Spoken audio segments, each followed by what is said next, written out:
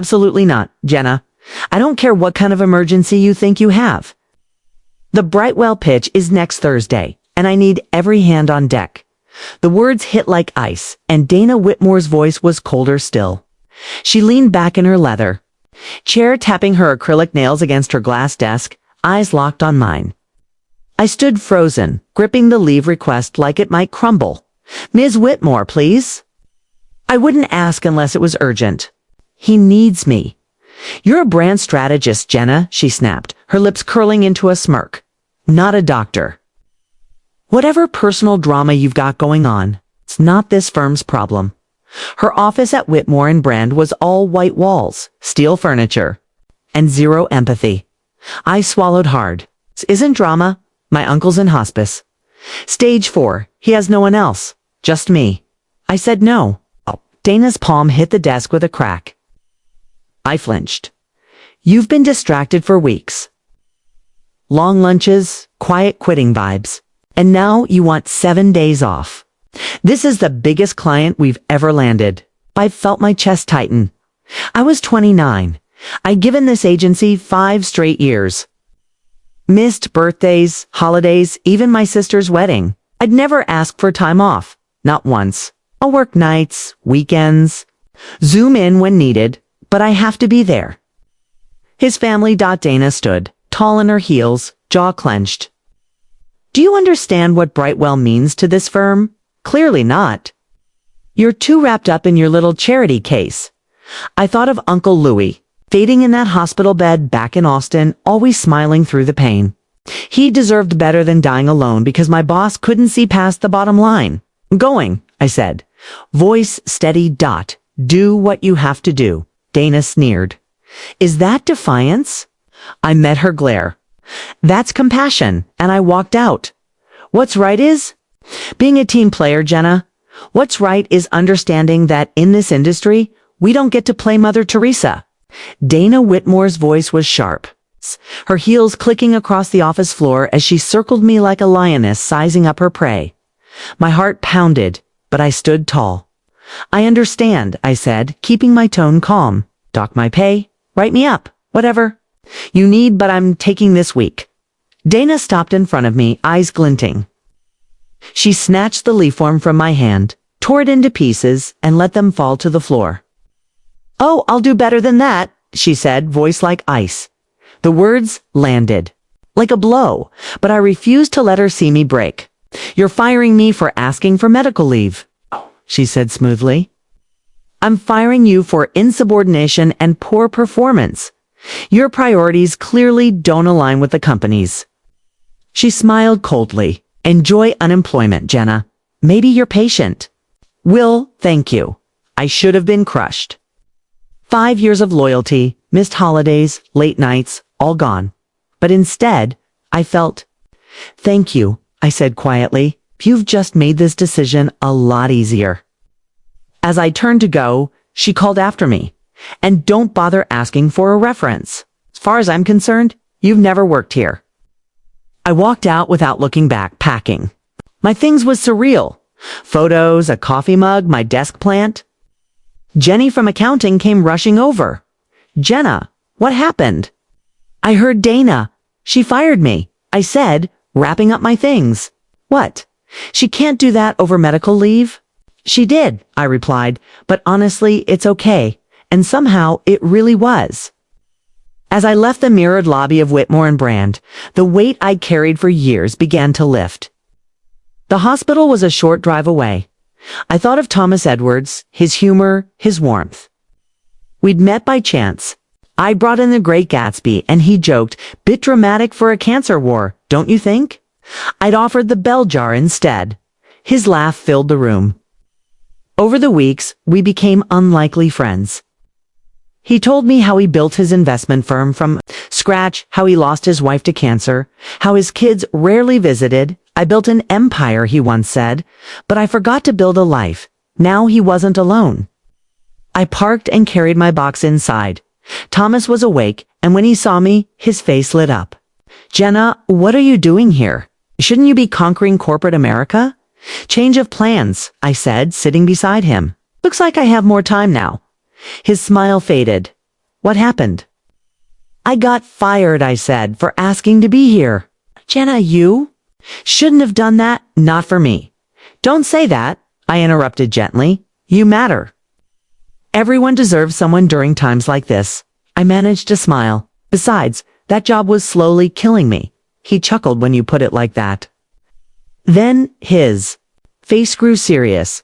What now? I shrugged. I'll figure it out right now. Let's focus on getting you comfortable. The nurse said you skipped your meds. They make me groggy. I like being sharp when you're here, okay? And I like seeing you pain-free, I said, pressing the call button, because some things are worth more than a paycheck. Let's compromise, I said gently. Take the medication, and I'll read until you fall asleep. I brought a new book. Thomas raised an eyebrow. Please tell me it's not the bell jar again. We both laughed. For a moment, the weight of everything, my lost job, his illness, the uncertainty of what came next, melted into something lighter. The nurse came in with his meds, and I pulled out a well-loved copy of To Kill a Mockingbird. As I read, I watched the lines on his face soften, the tension ease as the medication took hold. I couldn't help thinking maybe Dana thought she'd punish me. But she'd given me something far more valuable, the freedom to be where I was meant to be, and I had no idea this was just the beginning. The following days settled into a quiet rhythm. I arrived early each morning, armed with books, puzzles, and the world's worst jokes, which Thomas pretended to hate but always laughed at. We talked for hours about his early business failures, my dream of starting a boutique marketing consultancy, and his late wife, Margaret. He told stories about his first startup, a computer repair shop in the 80s that flopped spectacularly, but taught him the kind of lessons no MBA could. He spoke of Margaret's love for art, how her influence shaped his early investments in digital media and creative tech, between tracking medication schedules and chatting with nurses. I learned more about the man behind the empire. One afternoon, sunlight stretched across the room as we worked on a crossword. Then Thomas looked at me with surprising seriousness. Why did you really leave your job for me, Jenna? I looked up. I told you. You told me what I wanted to hear. But I want the truth. I set the newspaper aside, taking a breath. Do you remember your first week here, when I was reading to everyone on the floor? He nodded slowly. There were 17 patients, 15 had family, 1 had friends. You were the only one. Alone. His eyes didn't leave mine. I asked the nurse, and she said you'd been here 3 weeks without a visitor. That broke my heart. Ah, he said softly, so it was pity. No, I said firmly, recognition. I looked at him. I've always been that person, chasing goals, deadlines, never slowing down long enough to build a real life. When I saw you, I saw what could happen to me if I didn't change. That's not pity, Thomas. That's understanding. He was quiet, his expression unreadable. Then he smiled, eyes glassy, but full of something deeper. You're too young to be that wise, and you're too important to be alone, I replied. He chuckled. Important? I'm just an old man with too much money and too many regrets. An old man, I said, who helped shape the ethical investing landscape, created thousands of jobs, and changed lives. Yeah, I Googled you. Google, he said, amused. LinkedIn, I smirked. Your profile needs work. We both laughed, the heaviness between us easing, but something had shifted. A deeper understanding of the loneliness we'd both felt and the connection we'd found. That night, after the nurses dimmed the lights and the hallway quieted, Thomas looked at me. I need you to do something for me. Anything, I said. In my briefcase, the one my assistant dropped off last month, there's a letter I need. You two deliver it. I opened the closet, pulled out the briefcase, and found the envelope. The name on it stopped me cold. Dana Whitmore, CEO, Whitmore and Brand. I turned slowly. Ah, you knew? Thomas nodded. Since the day I saw your company badge. I've followed Whitmore and Brand for years. My firm is a silent partner. My heart raced. Why didn't you say anything? Because I wanted to get to know you. Not Jenna the employee, Jenna the human being. I stared at the envelope. What's in it? He looked at me clear-eyed. The truth. About business, about values, about what leadership really means. When should I deliver it? Tomorrow, he said. I knew it would change everything. Think it's time Dana Whitmore learned a few things about the real cost of success as I left the hospital that night. Thomas's letter tucked safely in my bag. I couldn't help but wonder what tomorrow would bring. Dana had tried to break me, thinking she held all the cards. But sometimes life has a quiet way of setting the scales right, not through revenge or drama, but through truth and consequences. What she didn't know was that her world was about to shift, and I'd have a front row seat. The next morning, I stood in front of Whitmore and Brand's sleek downtown Austin office, Thomas's letter in hand. The security guard at the front desk, Rick, who used to greet me every morning with a smile, now looked uncomfortable. "I'm sorry, Miss Blake," he said, glancing at his screen. "You're no longer on the visitor list." "Miss Whitmore's orders," I smiled. Unfazed. "Could you let her know?" "I have a letter from Thomas Edwards." His eyebrows shot up. The name clearly meant something. A quick call later, he handed me a visitor badge. "She'll see you now." The elevator to the 18th floor felt strange. Just a week ago, I was racing up here, balancing cold brews and pitch decks. I was walking in with something that mattered more than any campaign. Dana's assistant didn't meet my eyes when she ushered me in. Word had gotten around. Dana sat behind her desk, rigid as ever, her expression unreadable. "Jenna," she said coolly, "I assume this isn't some misguided attempt to get your job back." I calmly placed the envelope on her desk. "No, this is a delivery from Thomas Edwards." Her hand hovered over the letter, fingers suddenly twitchy. "The Thomas Edwards, as in the investor." I nodded, sitting down without asking. Her lips pressed together at the breach of etiquette, but she didn't protest. "He asked me to deliver it personally." Dana tore open the envelope, scanning the contents. Her face shifted. First confusion, then disbelief. And finally, full-blown panic. This can't be right," she muttered. "What's wrong?" I asked calmly. "Not the memo you were expecting." "He's pulling out all of it, effective immediately." She shuffled the pages like they might suddenly rewrite themselves. "The Brightwell deal, the expansion, they're all backed by his firm. This will ruin us." "I know," I said softly. Her eyes snapped up. "You knew. When was I supposed to tell you, Dana? While you were firing me for taking care of a dying man? Or while you were threatening to blacklist me?" Dana stood abruptly, pacing behind her desk. "We can fix this. You have to help me fix this. Talk to him. Explain it was a misunderstanding." "A misunderstanding," I repeated, voice firm. "You humiliated me. You mocked me for showing compassion. That wasn't a misunderstanding. That was who you are." Dana stopped pacing. "Please," she said, and this time it wasn't icy. It was real, desperate. "I'll reinstate you, promotion, raise, name it. Just help me fix this." I thought of Thomas. Of the employees like Jenny who cried in the bathroom after Dana's public lashings. Of Mark who missed his daughter's recital because Dana moved a deadline for no reason. This wasn't just about me anymore. "I don't want my job back," I said. "But I will tell you what Thomas told me to say." "Hush." She leaned forward, clinging to hope.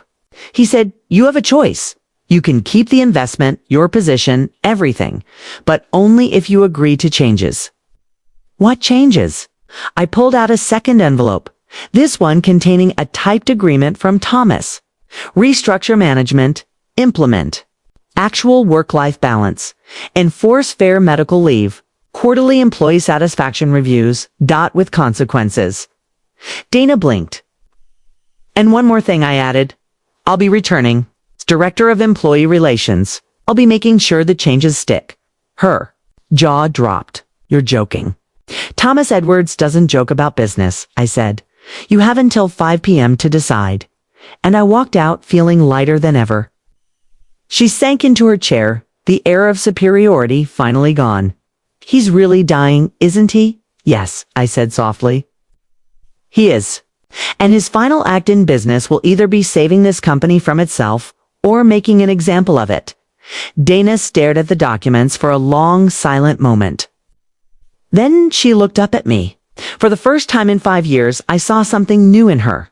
Expression, not arrogance. Not calculation. Respect. You planned this, she said quietly, getting close to him, telling him about the company. I shook my head. No, Dana. I just treated someone like a human being. Everything else? I gestured toward the papers. That was all Thomas. He's been watching this firm for years, waiting to see if it could be led by someone he could believe in. I let that hang in the silence. Last week, I added, you showed him who you really are. Dana's jaw tightened. She picked up a pen, hand trembling slightly, and signed the documents. I assume you'll want your own office. Corner office, I replied, with a view, and I start Monday. When I left her office, the floor was quieter than usual. The whispers would start soon. That was fine. For now, I savored the silence. That afternoon, I returned to the hospital. Thomas was asleep, his breathing shallow but steady. I sat beside him, gently taking his hand. It's done, I whispered. She signed everything. His eyes fluttered open, and a small smile crossed his face. Didn't doubt it.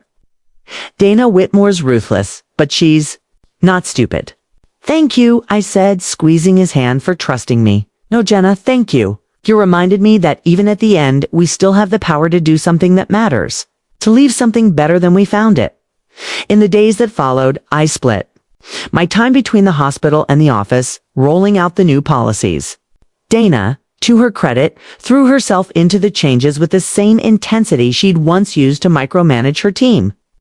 Whether she was protecting her reputation or trying to grow, I wasn't sure. But either way, things were changing.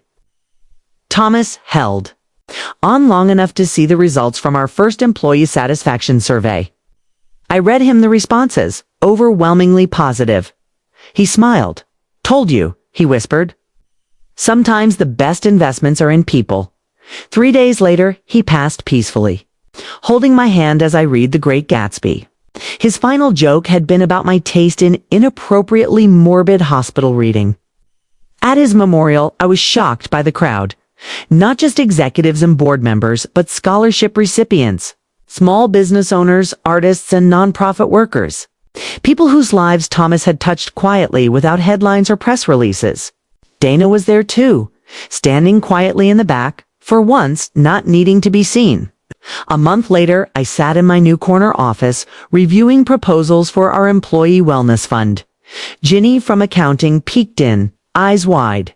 You'll never believe this, she grinned.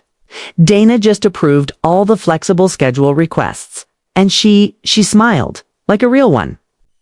I laughed, glancing at the framed photo of Thomas on my desk. People can surprise you, I said, especially when someone shows them a better way. As I looked out over the Austin skyline, I thought about how full circle everything had come. Dana had fired me for being too soft, for choosing people over deadlines. But it was that same compassion that had brought me to Thomas and helped transform an entire company. Marshall & Brand wasn't perfect. Change never is. But it was real. It's a kind of change that ripples outward. Productivity was up. People were smiling, and Dana. She still had sharp edges, but they didn't cut as deep. 1 year to the day after Thomas passed, I received a package from his estate.